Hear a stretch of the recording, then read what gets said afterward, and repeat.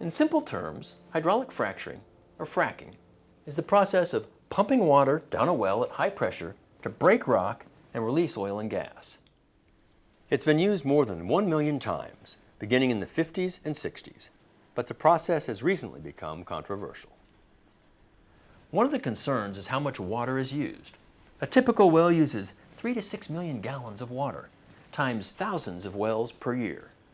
And once it's used, it's mostly gone. Agriculture, golf courses, and lawns use many, many times more water. But much of it can be reused when it's evaporated and rained down elsewhere. Still, we should attempt to reduce our use of all fresh water as supplies decrease and demand increases. Then, there's the risk of water contamination. Frac fluids contain mostly water and sand.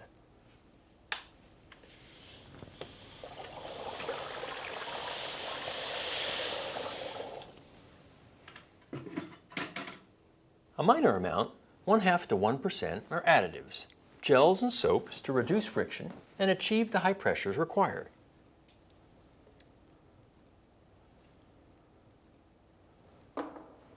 Acids, mostly to kill the bacteria and mold that can grow on the gel. And alcohol and petroleum distillates to prevent rust that corrode equipment and weaken pipes.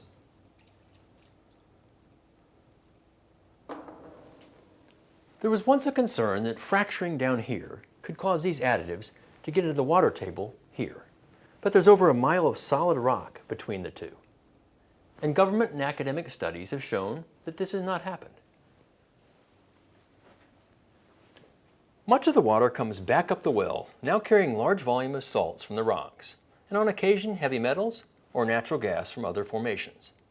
When any oil and gas well passes through the groundwater, it's encased in several layers of pipe and concrete, and although very rare, on occasion natural gas can leak.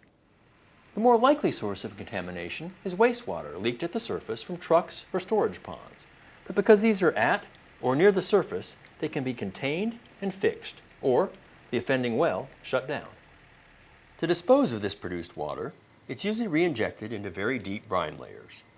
Very rarely, these disposal wells cross geologic faults, making the fault shift earlier than it would have naturally, resulting in minor earthquakes felt at the surface. The fact is, hydraulic fracturing uses and produces a lot of water.